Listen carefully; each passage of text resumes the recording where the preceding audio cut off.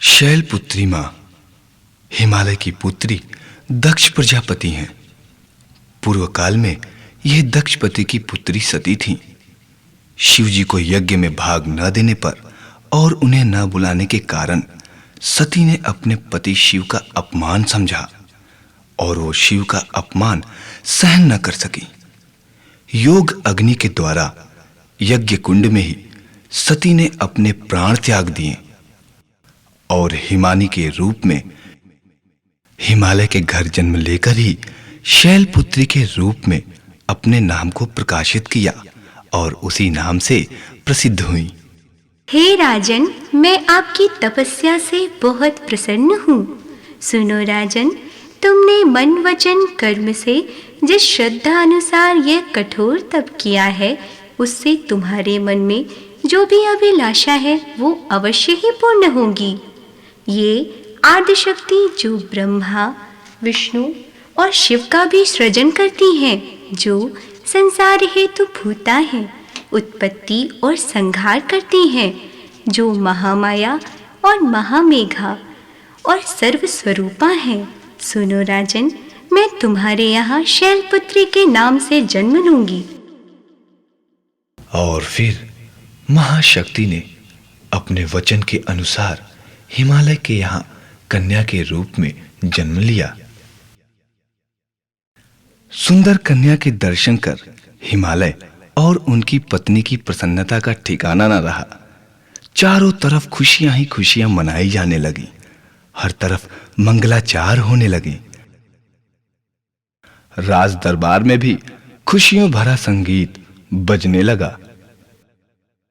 सुनो सुनो सुनो, पुत्री जन्म से अत्यंत प्रसन्न परम प्रतापी राजाधिराज महाराज हिमालय ने प्रजा को पुरस्कारों से अलंकृत करने की घोषणा की है। सुनो सुनो सुनो। और समय व्यतीत होता गया। कन्या धीरे धीरे नानाए किरणा करती हुई बड़ी होने लगी। मेरे अंदर वो शक्ति है जो किसी में भी नहीं। मैं चाहूं तो संसार के किसी भी वृक्ष का पत्ता नहीं हिल सकता। मैं अगर प्रकाश ना करूं तो सारे संसार में अंधकार ही अंधकार रहेगा और सारा संसार मेरी शीतल चांदनी से वंचित रहेगा। मेरे भय से तो वैसे भी सारा संसार डरता है। और मेरी कुदृष्टि जिस ओर पड़ जाए तो उसका फिर भला नहीं हो सकता। ठीक है, हमारे समान बलशाली कौन हो सकता है? देवताओं, तुम संसार में हित के लिए कार्य करते हो। तुम्हें इस प्रकार अहंकार भरी बातें नहीं करनी चाहिए, क्योंकि यह सब आप लोगों को शोभा नहीं देता। तुम्हारा अहंकार तुम्हें और अधिक कुबुद्धि ना बना दे। इसलिए मैं तुम्हारी अहंकार को भोजन समझकर ग्रहण करती हूँ, जिससे तुम्हारी समस्त शक्तियाँ नष्ट हो जाएंगी, क्योंकि अहंकार ही मेरा भोजन है। यह हमसे क्या हो गया? बड़ी भूल हो गई। हम सब देवतागण शक्ति विहीन हो गए हैं। कोई भी असुर हम सबको वश में करके स्वर्ग को छीन सकता है। अब हम क्या करें? अब हम क्या करें? अब हम क्या करें? सुनो, इसका एक ही उपाय है कि हम सब मिलकर मां शैलपुत्री की उपासना और स्तुति करें। मां शैलपुत्री ही हमें हमारी शक्तियां प्रदान करेंगी। हे देवताओं, मैं तुम्हारी विनम्रता से प्रसन्न हुई, इसलिए मैं तुम्हारी शक्तियां तुम्हें वापस देती हूँ। लेकिन हमेशा याद रखना कि अहंकार कभी ना करना। और हाँ, संसार का कोई भी भक्त माँ का जाप करेगा तो वो भी देवताओं के समान अपनी खोई हुई शक्तियों को पुनः प्राप्त करेगा। ब्रह्मचारिणी अर्थात जिस शक्ति के द्वारा ब्रह्म जगत व्याप्त है, जो आत्मज्ञान कराने वाली महाशक्ति है, उसका ही नाम ब्रह्मचारिणी है। वो भगवती सदैव तप में लीन रहती है। इनके तप में अपार शक्ति है। यह देवी ज्योतिमय भव्य स्वरूप व आनंदमयी है। इनके दाहिने हाथ में जपने वाली माला है और बाएं हाथ में अमृतमय कमंडल है। यह तप, त्याग, सदाचार व संयम की साक्षात देवी हैं। हे माता, हम अनेक वर्षों से आपको देख रहे हैं कि आप कितना कठोर तप करती हैं। आपके अंदर कितना तप, त्याग और सदाचार एवं संयम व्याप्त है। इस जप तप में आपको अपने आहार की भी चिंता नहीं रहती। आप कभी फल, फूल और कभी-कभी वृक्षों की पत्तियों का ही सेवन करती हैं। हे महामाया, आप कौन हैं? जरा बताइए तो सही। हे देवताओं, आपने पूछा है तो मैं आपकी इस जिज्ञासा का समाधान करती हूँ। आप सब यह जान लो और समझ लो कि जगत में जो कुछ भी है वो मैं ही हूँ। मैं ब्रह्म स्वरूपा हूँ। मुझसे जड़ चेतन और यह सारा जगत उत्पन्न हुआ है। मैं आनंद और आनंद स्वरूपा हूँ। मैं ज्ञान और अज्ञान हूँ। विज्ञान और अविज्ञान भी मैं हूँ। वेद और आवेद भी मैं हूँ। अजा और अनजा अर्थात प्रकृति और उससे भिन्न, ऊपर नीचे अगल बगल सभी जगह मैं हूँ। मैं ही हूँ। मैं ही रुद्र और वसुओं के रूपों में हूँ। मैं ही आदित्य और विश्व देवों के रूपों में हूँ। मैं ही ब्रह्मा, विष्णु और महेश्वर के रूपों में हूँ। मैं संपूर्ण जगत की ईश्वरीय उपासकों को धन देने वाली ब्रह्म रूप और यज्ञों में मुख्य हूँ। मेरा स्थान आत्मस्वरूप को धारण करने वाली बुद्धि वृत्ति में है। मैं परमात्मा की शक्ति हूँ। मैं विश्व मोहिनी हूँ। मैं ही कल्याणदात्री और मंगल रूपीण हूँ। धन्य है माता, आप धन्य हैं। हे माँ, आप इस जगत का कल्याण करने वाली हो। आपको हमारा कोटि कोटि प्रणाम। आपने ज्ञान का महासागर बहाकर हम सभी को कृतार्थ कर दिया है। माता, आपकी सदा जय हो। सुनो, ध्यान से सुनो। मैं तुम्हें एक मंत्र देती हूँ। संसार का जो भी प्राणी इसका जाप करेगा उस साधक के मुख पर अनोखा ही तेज आता है। वो ज्ञान, भय और आत्मशक्ति से परिपूर्ण होता है। उसके अंदर अदम्य उत्साह, विश्वास और शक्ति का भंडार होता है। वो ज्ञान सागर होता है। उसके आसपास के वातावरण में आनंद ही आनंद होता है। इसलिए सदैव इस मंत्र का जाप करना चाहिए। मां चंद्रघंटा का स्थान मणिपुर चक्र में है, जहां पर भक्त मां का दर्शन करने तथा मां का आशीर्वाद लेने के लिए पहुंचते हैं और अनेकों साधक उनकी साधना करते हैं और हृदय से इस चक्र को स्थापित करते हैं। मां चंद्रघंटा वीर रस की मूर्ति है। राक्षसों का विनाश करने में पूरी तरह सक्षम है, जिनके अट्टहास से बड़े-बड़े दानव भयभीत हो जाते हैं और मानव के हृदय से भय भाग जाता है और मानव नानाविध भावों से मां की स्तुति करते हैं। एक बार देवताओं ने दीनार्थ होकर मां को पुकारा। हे मां, आप ही इस जगत का कल्याण करने वाली हो। मां, आप ममता की मूर्ति हो। आप कृपामयी हो। आप अपने भक्तों और शरणागतों को शरण देने वाली हो। मां, जो भी दुखी होकर आपको पुकारता है, आप उसके दुखों को दूर करती हो। हे माता, आप भूता सनातनी देवी हो। मां, हम तुम्हें कोटि कोटि प्रणाम करते हैं। मां, हमें दर्शन देकर ज्ञान प्रदान करो।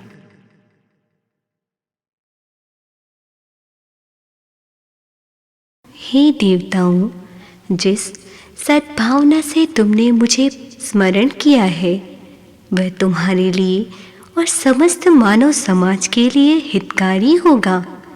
तुम्हारा यह दीनार्त हृदय से मुझे पुकारना बड़ा शुभ होगा, क्योंकि मैं सद्भावना से ओतप्रोत हूँ। मैं राक्षसों और भूत प्रेतों का दमन करने वाली हूँ। मैं यत्र तत्र सर्वत्र हूँ। ऊपरी बाधाएं और काली शक्तियाँ मेरे समक्ष ठहर नहीं सकती। मैं अपने भक्तों के हित के लिए सदैव तत्पर रहती हूँ। युद्ध में हमेशा राक्षसों का विनाश करती हूँ। मैं ममता की मूर्ति माँ आनंदमयी, कृपामयी और कल्याणकारी हूँ। मैं अपने भक्तों के शरणागतों को शरण देने वाली हूँ। जो मुझे दुख में पुकारता है मैं उनके दुखों को दूर करती हूँ। इसलिए संसार मुझे चंद्र घंटा के नाम से पुकारता है, और जो मेरे इस मंत्र का जाप करेगा वह हमेशा निर्भय रहेगा और संसार में सुखी रहेगा। इसलिए समस्त संसार को इस मंत्र का जाप करना चाहिए। हे गुरुश्रेष्ठ, मैं आपसे निवेदन करना चाहता हूं कि आज आप मां कूष्मांडा के विषय में हमें ज्ञान दें तथा माता के समस्त रूपों का वर्णन करके हमें अनुग्रहित करें तथा हमारे हृदय की जिज्ञासा को शांत करें। मेरे परम शिष्य, आज तुमने बहुत ही अच्छी बात कही। मैं स्वयं भी तुम सबको मां कूष्मांडा के विषय में बताना चाहता था। सुनो, सब लोग ध्यान से सुनो। कुलसित, कुष्मा, कुष्म तीनों प्रकार के तपों को जो अपने उदर में समेट लेती है, आध्यात्मिक, आधिदैविक और अधिमौनिक, ये तीन प्रकार की तप संसार की रक्षा के लिए अपने उदर में समा लेती है। जिस प्रकार भगवान भोलेनाथ विष को कंठ में रखकर नीलकंठ नाम से विभूषित हुए, उसी प्रकार अपने तपों को अपने अंदर पचाने की शक्ति इसी मां के स्वरूप में है। यदि ये मां इस रूप को धारण ना करती तो ये सारा संसार अपने ही कलुषित पदार्थों से स्वयं ही नष्ट हो जाता। जैसे कछुआ अपने अंडे की रक्षा के लिए उन्हें सागर के किनारे सूखी भूमि पर गड्ढा खोदकर उसमें छिपा देता है, वैसे ये मां कूष्मांडा भगवती संसार को बचाने के लिए अपनी ही लीला से अपनी ही शक्ति के सभी त्रिविध तापहारी बनकर विषैले वातावरण को दूर करती है। इसी से प्रकृति का नाम भी अलंकृत है। प्रा का अर्थ है उत्कर्ष और कृति का अर्थ है रचना। यह संसार मां की उत्कृष्ट रचना है। इस जड़ चेतन, स्यावर जंगल सब तरह की रचना से मां ही ने सजाती है। कहीं नदियां, कहीं मैदान, कहीं पर्वत, कहीं झरने, कहीं स्रोत, धरती, आकाश, पाताल, अग्नि, वायु, जल, महीप्वास, श्यामला धरती और कहीं उबड़ खाबड़ स्थान, ये भगवती उद्दान उद्भव स्थिनी और संसार को अंडे में बंद जीव की तरह धारण करती है और कूष्मांडा का नाम सार्थक करती है। मां कल्याणमयी, भावमयी, रसमयी और तपोमयी है। तप के कारण ही यह संसार की शक्ति भूता है। ये भगवती सूर्यमंडल में निवास करती है। अपने अद्भुत प्रकाशमान स्वरूप से सारे जगत को प्रकाशित करती है। रोग, शोक जड़ से काटकर अपने भक्तों पर आयु, बल, यश और सर्व मंगलों को प्रदान करती है। इसी कारण ये मंगलमयी मां है। इसलिए हमेशा इस मंत्र का जाप तन्मयता के साथ रोज एक माला जपनी चाहिए, इसी से कल्याण होता है। इस मंत्र को हमेशा याद रखना। धन्य है गुरुदेव, आपने मां के विषय में बताकर हमें कृतार्थ किया है। हे मां के परम भक्तों, कल आपने मां कूष्मांडा के विषय में सुना और जाना, किंतु आज मैं एक और महान विभूति के विषय में आपको बताने वाला हूं। वो भगवती विशुद्ध चक्र की स्वामिनी मां स्कंद माता है। उन्हें स्कंद माता इसलिए ही कहा जाता है कि जो शिवा की इच्छा पुत्र प्राप्ति के लिए हुई, तो सनातन ऋषि को मां के लिए पुत्र रूप में आना अति उत्तम लगा और इन्हें स्कंद नाम से सुशोभित किया गया। हर प्रकार के प्रश्न का उत्तर देने में ये सक्षम थे। मां और पिता के आज्ञाकारी पुत्र शिव शक्तियों से परिपूर्ण उनकी माता होने के कारण स्कंद माता के नाम से विभूषित हुई और इस नाम को सार्थक किया। और एक बात और है, जो भक्त स्कंद माता की मन लगाकर स्तुति वंदना करते हैं, पूजा और आराधना करते हैं, वो भक्त भी दूसरों को आश्रय देने वाले बन जाते हैं। मां स्कंद माता बहुत ही न्यायप्रिय, विजयिनी तथा शत्रुओं का नाश करने वाली, मुक्तिदायिनी और अपने भक्तों का मनोरथ पूर्ण करने के लिए कामधेनु तुल्य है। इस मां की भक्ति करने से मनुष्य को बिना मांगे ही बहुत कुछ मिल जाता है। और विशेष तौर पर नवरात्रों के 5वें दिन स्कंद माता की पूजा अर्चना व उपवास करने पर मनुष्य मन की मुराद पाने में सफल रहता है। वैसे तो मां के अनेकों स्वरूप हैं, परंतु मां के 9 रूप हमें अति प्रिय और मान्य हैं, क्योंकि शारदीय नवरात्रों में और वासंती नवरात्रों में ऋतु परिवर्तन में और पर्यावरण में बदलाव यही माता लाती है। और इन 9 दिनों पूर्ण देश के अंदर मां की अर्चना, पूजा, बंदन सभी समाजों में अपने अपने तरीकों से होती है। यज्ञ, हवन, व्रत सभी स्त्री पुरुष करके उस कल्याण में मां को स्वयं पुत्र मानकर मां को पुकारते हैं। घंटा, मृदंग, ढोलक के नाद से वातावरण गूंज उठता है। स्कंद माता का ध्यान करके उसका आशीर्वाद पाते हैं और माता के आशीर्वाद के लिए देवतागण भी स्तुति करते हुए यही कहते हैं। मां भगवती का छठा स्वरूप मां कात्यायनी का है। इनका निवास आज्ञा चक्र में है। देवताओं का कार्य सिद्ध करने के लिए और महिषासुर नामक राक्षस का विनाश करने के लिए इनको महर्षि कात्यायन के घर में पुत्री के रूप में आना पड़ा। मां कात्यायनी अमो फलदायिनी है। कत्य नामक महर्षि के कात्य नामक पुत्र हुए। इन्हें कात्य के गोत्र में विश्व प्रसिद्ध कात्यायन हुए।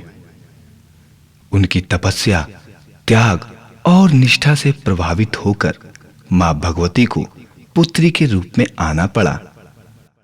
जिस प्रकार हिमालय के यहां हिमानी ने जन्म लिया, उसी प्रकार कात्यायन के यहां कात्यायनी बनकर सारे संसार को उन्होंने अपनी ममता से प्लावित कर दिया।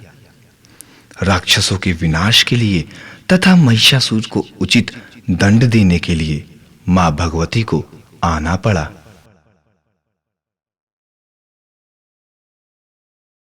वाह, स्वर्ग की भी क्या शान है। हर प्रकार के सुख वैभव से परिपूर्ण इस स्वर्ग में जो भी आ जाता है, उसका किसी दूसरी दुनिया में मन ही नहीं लगता। महाराज की जय हो। महाराज, महिषासुर ने विशाल सेना के साथ स्वर्ग पर आक्रमण कर दिया है। महाराज, उसने सारी सेना को मार दिया और मुख्य द्वार की ओर बढ़ रहा है। महाराज, क्या कहा? महिषासुर ने आक्रमण कर दिया?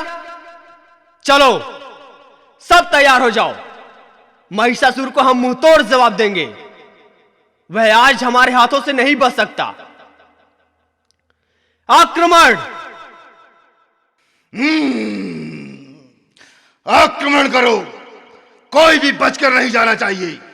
इन देवताओं को हराकर हमें स्वर्ग का आनंद उठाना है।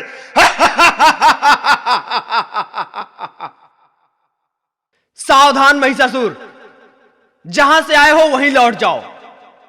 अमरावती हमारी है और हमारी ही रहेगी। इसे हमसे कोई भी नहीं छीन सकता। कितनी बार हार कर भी तुम अपनी हाट नहीं छोड़ते। भाग जाओ यहां से, वरना मारे जाओगे। मूर्खेंद्र, मैं यहां बातें करने नहीं आया हूं, युद्ध करने आया हूं। युद्ध! शस्त्र उठा और मुझसे युद्ध कर। देखते क्या हो, आक्रमण करो, एक भी असुर ना बच पाए। अंत में देवताओं के पांव उखड़ गए और वो आसुरी बल से परास्त हो गए और अपनी जान बचाकर भागे। असुरों ने देवताओं को अमरावती से मार मारकर भगा दिया और महिषासुर स्वर्ग का अधिष्ठाता बन के बैठ गया। इंद्र, यम, कुबेर, वरुण, पवन आदि सभी देवता शक्तिहीन हो चुके थे। देवताओं ने अपनी दुर्गति देखकर मां को पुकारा। देवगण, मैंने तुम्हारी पुकार सुनी। मैं उस दुष्ट महिषासुर का वध अवश्य करूंगी। उसका मैं पूर्ण विनाश कर दूंगी। उसका सारा वैभव धूल में मिला दूंगी। मैं काल रात्रि बनकर उसकी समस्त शक्तियों को मिटा दूंगी। मां भगवती का 7वां स्वरूप मां कालरात्रि का है, अर्थात जो काल को खाने वाली है, भक्तों को अभय दान देने वाली है। युद्ध भूमि में शत्रुओं को दंड देने वाली है। निष्ठुर शत्रुओं को दंड देने के लिए मां का अट्टहास पर्याप्त है। मां के अट्टहास से संपूर्ण आकाश मंडल भर गया। उनके वाहन सिंह की गर्जना से सभी लोग तथा 7 समुद्र कांप उठे। समस्त धरा हिल गई, समस्त पर्वत चलायमान हो गए।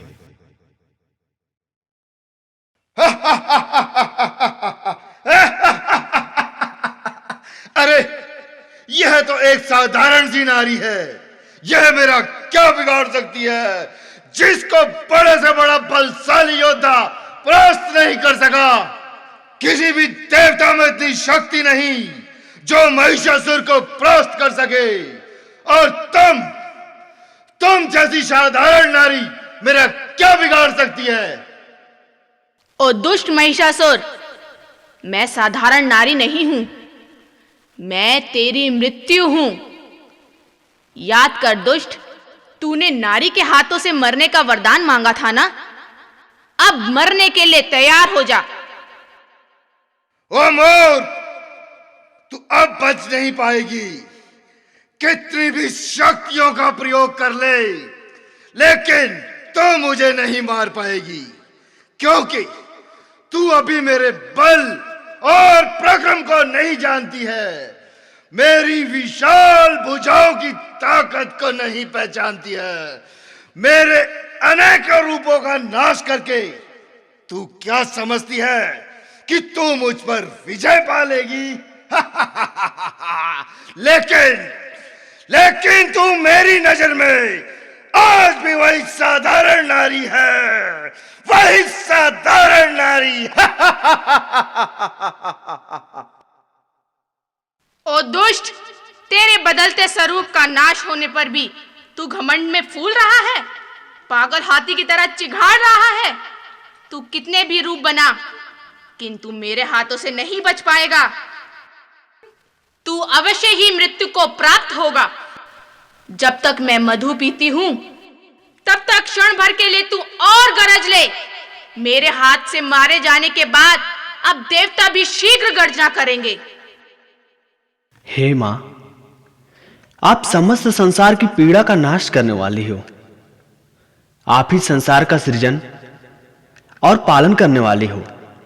ब्रह्मा, विष्णु तथा महेश भी आपका पार नहीं पा सकते। आप सुख और सौभाग्य की अधिष्ठात्री हो। जो आपकी शरण पा लेता है वो सब ऐश्वर्य का स्वामी बन जाता है। आपकी सदैव जय हो माता। अष्टवर्षा भवेद गौरी 8 वर्ष की आयु में ही कठोर तप करने लगी। तप में ऐसी लीन हुई कि तप करते करते उनका रंग काला पड़ गया। भगवान शंकर को पति के रूप में पाने के लिए इतना कठोर तप किया कि वायु पीना भी बंद कर दिया। सर्दी, गर्मी, वर्षा सभी अनवरत नाम जप में सहन किए। शरीर की कोई सुध नहीं रही। भक्ति की ऐसी अमृत वर्षा हुई कि स्वयं आदि देव महादेव को आकर मां को दर्शन देना पड़ा। हे देवी, हम तुम्हारी इस कठोर तपस्या से बहुत प्रसन्न हैं। कहो, ऐसी कठोर तपस्या करने का क्या कारण है? अगर कोई वरदान पाने की अभिलाषा है तो स्पष्ट कहो, हम तुम्हारी मनोकामना अवश्य ही पूर्ण करेंगे। मांगो, क्या चाहती हो? प्रणाम भगवान, आपको मेरा शत शत नमन प्रभु। आपने दर्शन देकर मेरा जीवन धन्य कर दिया है। मेरे हृदय को खुशी से भर दिया है। आप तो हमेशा अपने भक्तों के दिल में रहा करते हैं। सो प्रभु, मेरे मन की जो अभिलाषा है उसे पूर्ण कर दीजिए। मेरा जीवन धन्य कर दीजिए प्रभु। देवी, हम तुम्हारे हृदय की भावनाओं को भली प्रकार समझ रहे हैं। तुम हमें पति के रूप में पाना चाहती हो, अर्थात तुम हमारे साथ विवाह करना चाहती हो। हम तुम्हारी यह इच्छा अवश्य ही पूर्ण करेंगे। तुमने कठोर तप करके हमें प्रसन्न किया है, इसलिए हम तुम्हें अपनी पत्नी के रूप में स्वीकार करते हैं। और फिर बड़ी धूमधाम के साथ भगवान भोलेनाथ का विवाह हुआ, जिसमें समस्त देवतागण, भूत, प्रेत, ब्रह्मा, विष्णु, नारद सहित अनेकों विभूतियां शामिल हुई। विवाह के पश्चात भगवान भोलेनाथ कैलाश पर्वत पर चले गए, जहां वह नित्य नया आनंद प्राप्त करने लगे। आनंद के दिन भी कितनी शीघ्रता से बीत रहे हैं देवी, लेकिन मन की प्रसन्नता का कोई ठिकाना नहीं है। आप ठीक कह रहे हैं स्वामी। जब से आपके साथ मेरा विवाह संपन्न हुआ है, मेरा मन अपार प्रसन्नता से भरा हुआ है। मैं आपको अपने पति रूप में पाकर अपने भाग्य पर इठलाने लगी हूं। क्यों ना हो, आनंद की दशा में ऐसा ही होता है काली। क्या कहा? आपने मुझे काली कहकर संबोधित किया। क्या मैं आपको काली लगती हूं? आपने मेरा अपमान किया है स्वामी। मैं अब यहां एक पल भी ना ठहरूंगी। आप मेरा प्रणाम स्वीकार कीजिए। अरे अरे सुनो तो देवी, मैंने तो यूं ही तुमसे हंसी की थी, तुम तो बुरा मान गई प्रिय। ऐसे रूठ कर ना जाओ। अगर तुम चली गई तो हम अकेले नहीं रह पाएंगे प्रिय। नहीं, अब मैं नहीं रुक सकती। और महादेवी जंगल में जाकर हजारों साल तक ओम नमः शिवाय का जाप करने लगी और जप करते करते जपमयी हो गई। भगवान भोलेनाथ जो करुणा के सागर हैं, उनके जप तप से इतने आह्लादित हुए कि मां को स्वयं गंगा जल एवं दूध से स्नान कराने लगे। प्रणाम प्रभु। आपने एक बार पुनः मुझ पर अपनी अनुकंपा की है। अपनी इस दासी की एक बार फिर पुकार सुनकर उसे दर्शन दिए हैं प्रभु। मेरी आपसे यही विनती है, आप मुझे गौरी कहकर संबोधित करें और मेरी इस इच्छा को पूर्ण करें प्रभु। ठीक है देवी, आज से मैं क्या, सारा संसार तुम्हें गौरी के नाम से पुकारेगा। और फिर दूध की तरह सफेद गोरे रंग के कारण मां को गौरी के नाम से विभूषित किया। तपस्या काल में एक शेर मां का भक्षण करने के लिए आया, तथापि वो भूखा था, परंतु तपोमयी मां के तेज को देखकर वहीं बैठा हुआ था। करुणामयी मां ने करुणा करी। उन्होंने सोचा कि शेर वहां उनकी रक्षा के लिए आया था। वह भोलेनाथ से बोली, महादेव, यह वनराज मेरी रक्षा के लिए यहाँ था। यह भोला भाला जीव है, मैं इसे अपने वाहन के रूप में रखना चाहती हूँ। आज से यही मेरा वाहन होगा। ठीक है देवी, यदि तुम्हारी यही इच्छा है तो यही सही। आज से शेर ही तुम्हारा वाहन रहेगा और तुम्हारे भक्तों के ऊपर आपदाएं नहीं आएंगी। और हाँ, तुम्हारे जो भक्त होंगे वो शारीरिक कष्टों से ना घबराते हुए तुम्हारी पूजा एवं साधना करेंगे और इस मंत्र का जाप करेंगे। देवी, आपके दर्शन पाकर मैं धन्य हो गया। आपने यहाँ आकर बड़ा उपकार किया। आपको यहाँ पाकर मैं और भी शक्तिमान हो गया हूँ। महादेव, आपके इस अखंड तप में इतनी शक्ति है कि कोई भी इससे वंचित नहीं रह सकता। स्वयं आदि महादेव तप करें और शक्ति उनके दर्शन को ना आए, भला ऐसा हो सकता है क्या? क्योंकि शक्ति ही शिवा है और शिवा ही शक्ति। हे देवी, मैं अपनी सारी शक्तियां आपको समर्पित करता हूँ। ये कैसा समर्पण है? मुझे सारी शक्तियां देकर अपने आप में ही समाहित कर लिया। तो मैं भी आपको अणिमा, महिमा, कणिका, प्रापिका से इशित व शिल्प इन 8 सिद्धियों को प्रदान करती हूँ। आइए शक्तिमान संसार के कल्याण के लिए सुरम्य स्थान में सुंदर नर्तन करें, नानाविध भावों की नृत्य से सृष्टि का सृजन करें। चल और अचल, सदावर जंगल, हर प्रकार की सुंदर रचनाओं का सृजन करें। हम संसार की इस सृष्टि को इतना आकर्षक कर दें कि मानव हर्षित रहे। या देवी सर्वभूतेषु शक्ति रूपेण संस्थिता, नमस्तस्यै नमस्तस्यै नमस्तस्यै नमो नमः।